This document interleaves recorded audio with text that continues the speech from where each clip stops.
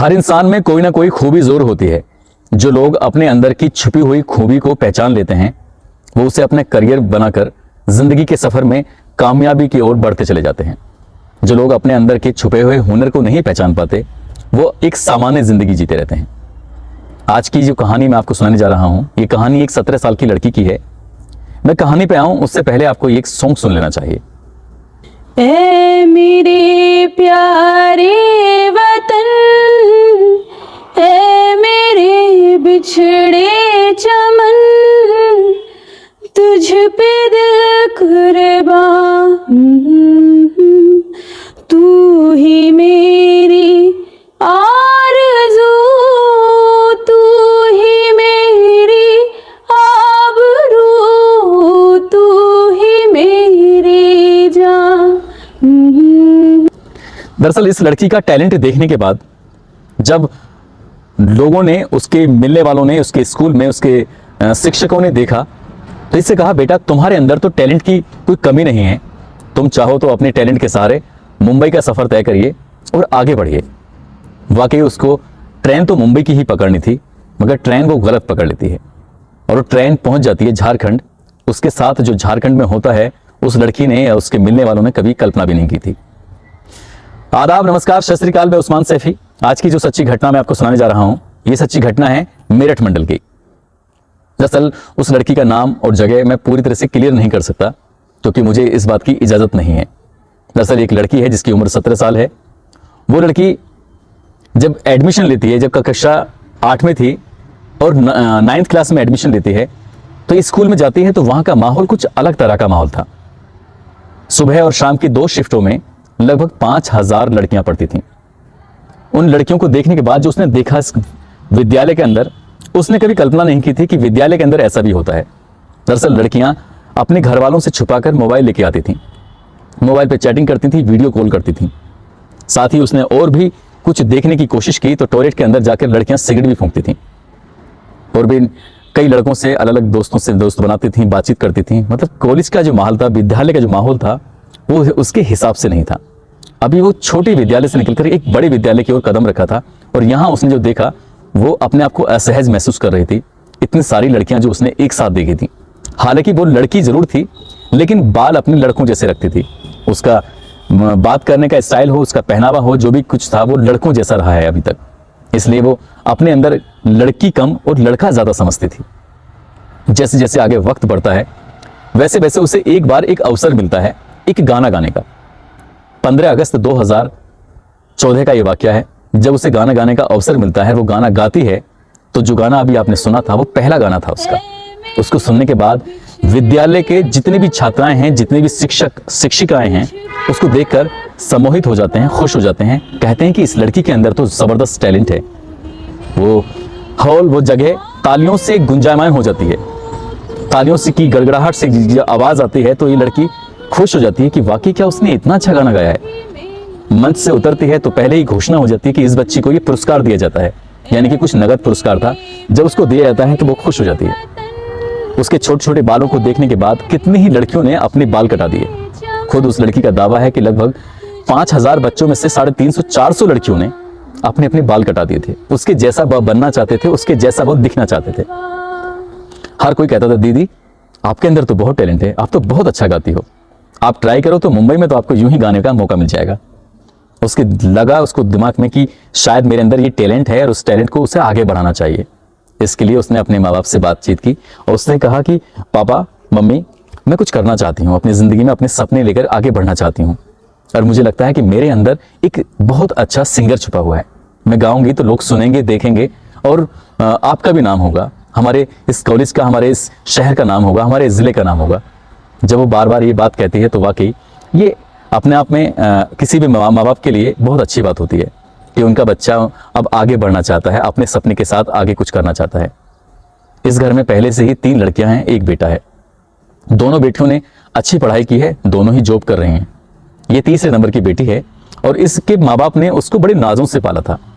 वो क्या करना चाहती है उन्होंने छोड़ दी थी कि जा बेटा, जो तुम्हें करना है वो कर सकते हो। वहीं छोटा सा कस्बा है, कस्बे के अंदर वो लड़की सिंगिंग सीखने लगती है। सिंगिंग सीखते सीखते उसकी सोशल मीडिया पर भी कुछ अपने दोस्त बनाती है। सोशल मीडिया पर ही उसको कब पबजी खेलने का शौक लग गया उसको पता ही नहीं चला, और पबजी खेलते खेलते उसकी एक दो लोगों से दोस्ती हो जाती है। दोस्ती के साथ साथ अब इस नई लड़की ने बिना बताए घर वालों को अपने घर से जाने का फैसला ले लिया। ये इसकी शायद पहली बड़ी गलती थी। वो चाहती थी कि वो मुंबई जाए, इसलिए उसने अपने घर वालों को कोई भी जानकारी दिए बिना यहाँ से निकलने का फैसला ले लिया। मगर इस बीच उसने अपने घर वालों को, अपने पापा को फ़ोन किया, और पापा को फ़ोन करने के बाद कहा कि पापा मैं मुंबई जा रही हूँ, आप मुझे तलाश करने की कोशिश मत करना। इसके पापा ने कहा कि मुंबई जाना है तो मैं आपको भेज दूंगा, तुम परेशान क्यों होती हो, वहाँ बहुत सारी ज़रूरतें हैं, कहाँ रहोगी, क्या खाओगी, क्या पियोगी, किसके साथ रहोगी, बहुत सारी दिक्कतें हैं, तुम परेशान बिल्कुल मत हो, मैं तुम्हारे साथ हूँ, मैं तुम्हारे सपने को पूरा कराने में हर वक्त हर चंद मैसेज कोशिश करूंगा, लेकिन तुम इस तरह से ना जाओ। इतना करना था, और उस लड़की ने अपना मोबाइल को स्विच ऑफ किया और मामला खत्म हो जाता है। यानी कि 12 जनवरी 2022 को वो लड़की अपने घर से लगभग सुबह के 11 बजे के आसपास अपना कुछ सामान लेकर निकल जाती है। जाना दिल्ली था, दिल्ली ही पहुंचती है, लेकिन दिल्ली से वो ट्रेन पकड़ती है, बजाय मुंबई के सीधा लखनऊ की तरफ चली जाती है। लखनऊ में कुछ टाइम रहने के बाद उसके जब पैसे खत्म हो जाते हैं तो पबजी पर जो उसका एक दोस्त बनता है, उस दोस्त को फ़ोन करती है और उससे कहती है कि मुझे तुम्हारी मदद की ज़रूरत है। इधर घर वाले अपनी बेटी को लेकर बेइंतहा परेशान हो जाते हैं, और उनकी परेशानी वाकई लाजमी थी। अपनी बेटी को आसपास के घरों में, आसपास के दोस्त जितने भी थे, उसके स्कूल में पढ़ने वाले दोस्तों से, जितनी भी लड़कियां उसकी फ्रेंड थीं, सब लड़कियों से पता किया जाता है बेटी कहाँ है, आखिर उसका कोई पता ही नहीं चल पा रहा है। पिता जब हार थक जाता है तब वो थाने जाता है, जाकर कहता है कि मेरी बेटी सिंगर बनना चाहती थी, इसलिए वो कह रही थी कि मैं मुंबई बांद्रा के लिए निकली हूँ, और अभी तक उसका कहीं कोई खोज, उसकी कोई खबर नहीं है। पुलिस इस मामले को शुरुआत में तो गंभीरता से नहीं ले रही थी, लेकिन जब पिता बार बार थाने जाता है तो पिता को पुलिस वाले धमका देते हैं, डरा देते हैं, भगा देते हैं, कहते हैं कि चुनाव चल रहा है, तुम परेशान मत करो और यहाँ से जाओ। लड़की का बाप था, लड़की भले ही चाहे उस घर में 3 थी, लेकिन हर बच्ची को वो बड़े नाजों के साथ पाल रहे थे।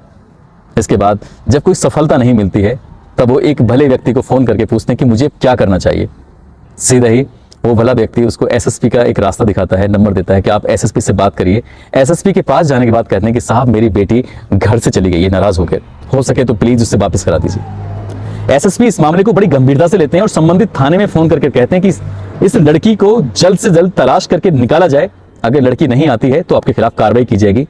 वो व्यक्ति बताता है कि सब पुलिस वाले कहते हैं कि चुनाव का दौर चल रहा है, इसलिए चुनाव में ये बेटी हम लोग चुनाव की ड्यूटी करें या आपकी बेटी को ढूंढ के लेके आएं। लेकिन एसएसपी का आदेश था, इसलिए टालने वाली कोई बात नहीं थी। अब इस बेटी का जो मोबाइल नंबर था, उस मोबाइल नंबर के आधार पर उसकी सीडीआर निकलवाते हैं और सीडीआर से पता चलता है कि लड़की की जो लास्ट लोकेशन है वो लखनऊ की तरफ है, यानी झारखंड की तरफ है। वो झारखंड की तरफ ऐसे निकल के आती है कि एक व्यक्ति के जो झारखंड का निवासी है उसकी ये कॉन्टैक्ट में आ चुकी थी। कॉन्टैक्ट में आने के बाद उसी के यहाँ पर रहना, उसी के यहाँ पर खाना पीना सब चल रहा था। घर से निकली तो थी सिंगर बनने के लिए, मगर इसे ये रास्ता कैसे भटकी, ये वाकई अपने आप में एक सवाल था। इसको लेकर घर वाले, पुलिस वाले सभी लोग परेशान थे। और जब उसकी लोकेशन मिल जाती है तो उसके पिता को पुलिस वाले साथ लेकर चले जाते हैं सीधा झारखंड। और झारखंड में वो ऐसे सुनसान जंगलों के इलाके में रह रही थी जहां पर शायद आदिवासी लोग रहते हैं, जहां पर शायद इंसान कम रहते हैं, बल्कि पेड़ पौधे वगैरह या जंगली जानवर ज्यादा रहते हैं। उसकी जान को खतरा भी हो सकता था। लड़की वहीं रह रही थी, अब क्या था क्या नहीं, इस बात को लेकर पुलिस वाले भी परेशान थे। आखिरकार कड़ी मशक्कत के बाद वो लड़की और वो लड़का दोनों को पुलिस हिरासत में ले लेती है, अपने कब्जे में ले लेती है। और ट्रेन का सफर जब तय करने की कोशिश करते हैं तो यहाँ से ट्रेन जब झारखंड से इधर मेरठ की तरफ चलती है, तब वही उसी लड़की से, उसमें एक दरोगा है, उसके साथ एक दो साथी हो रहे हैं। वो लड़की है और उस लड़की के जो प्रेमी या जो भी कहें वो लड़का झारखंड का, वो भी साथ में था। शुरुआत में दरोगा इस लड़की के पापा को बेइंतहा परेशान करता है, कहता है कि तुम जाकर जनरल बोगी में बैठ जाओ, तुम्हारा हमने कोई टिकट नहीं कराया है। ये कहते हैं साहब मेरा भी तो टिकट होगा, नहीं कराया तो दिखा दीजिए। लेकिन दरोगा यहाँ पर कुछ ज़्यादा ही होशियारी दिखाने की कोशिश करने लगा। आखिरकार टिकट दिखाया भी जाता है, मगर उसको कहा जाता है कि तुम यहाँ, मतलब जहाँ पर लड़की और जहाँ लड़का बैठा हुआ था, जहाँ पर बाकी पुलिस वाले बैठे हुए थे, दरोगा उसको बैठने ही नहीं देता और ये टॉयलेट के पास इसको बिठा दिया जाता है लड़की के पापा को। लड़की के पापा बैठा हुआ वहाँ जाकर रोता रहता है, मगर अपनी बेटी से मिलने की बार बार कोशिश करता है उसका बाप, क्योंकि बेटी को गए हुए लगभग 27-28 दिन से ज्यादा का समय हो गया था। आखिरकार 27-28 दिन के बाद वो बेटी दिखती तो है, लेकिन वो अपनी बेटी से बात भी नहीं कर पा रहा था। दरोगा उस लड़की से कहता है कि तुम दोनों मिले कैसे, कैसे बातचीत हुई थी। ये बातचीत जब निकल के सामने आती है तो वाकई हैरानी होती है।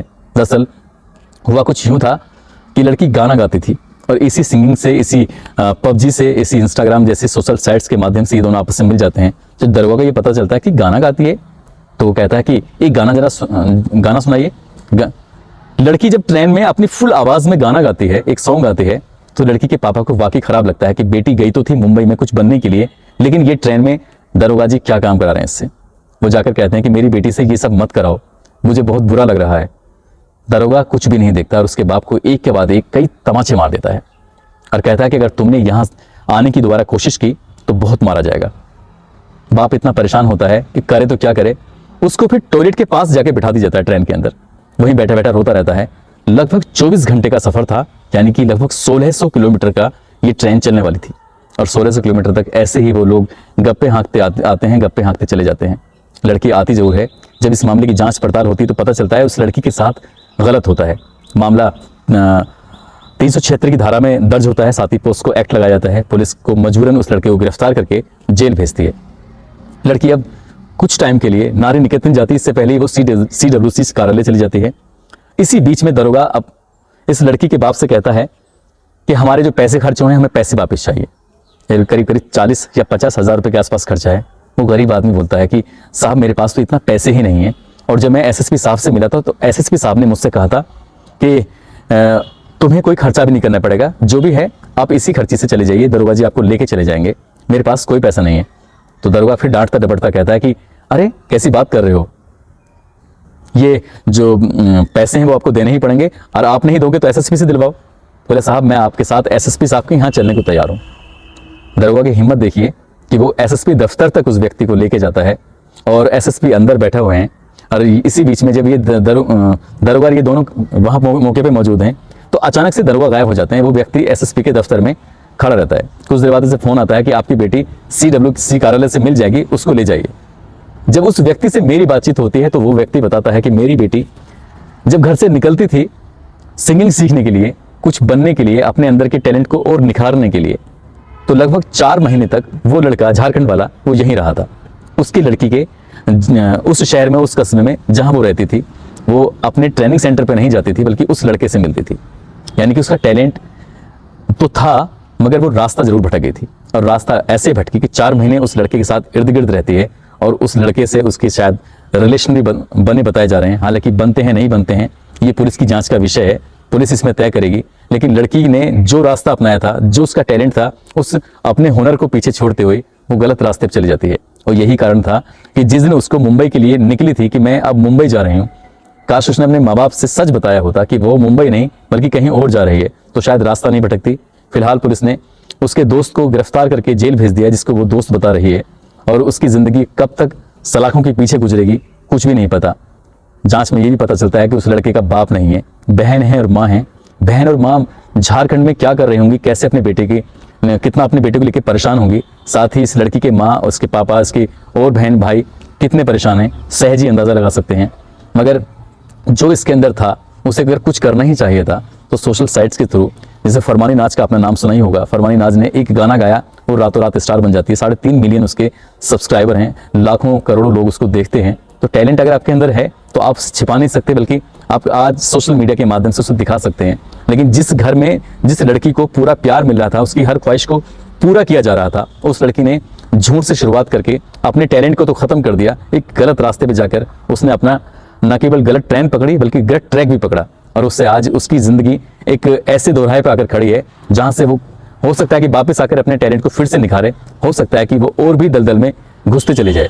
लेकिन मैं आपसे वादा करता हूं, उस लड़की ने मुझसे वादा किया है कि मैं कुछ करके दिखाऊंगी और साथ ही आगे कुछ बन के दिखाऊंगी। मुंबई की फिल्मों के अंदर उसके गाने की, उसकी आवाज गूंजेगी गाने के रूप में। तो यदि वो लड़की कुछ करके दिखाती है, कुछ करती है, तो उस लड़की को मैं जरूर अपने इस कैमरे पे लेके आऊंगा। और मैं उस लड़की ने मुझसे ये भी वादा किया है कि आपको बिल्कुल मेरे घर वालों को परेशान होने की जरूरत नहीं, जो मुझसे गलतियां हुई हैं उसे दोबारा नहीं दोहराएगी। दरअसल दोस्तों, इस कहानी को सुनाने का उद्देश्य किसी को परेशान करना नहीं है, बल्कि उन लड़कियों को सचेत करना है, उन लड़कियों को जागरूक करना है जिनके अंदर टैलेंट तो होता है मगर छोटी सी बात पर वो भटक जाती हैं, छोटे से बड़े ख्वाब को पाने की को तो भूल जाती हैं, लेकिन छोटे छोटे मामलों में, छोटी छोटी खुशियों में वो कहीं ना कहीं उलझ के रह जाती हैं। जैसे कि ये लड़की एक अच्छी सिंगर बन सकती है लेकिन उलझ के रह गई है। दोस्तों, अपना ख्याल रखें, सुरक्षित रहें। जय हिंद, जय भारत।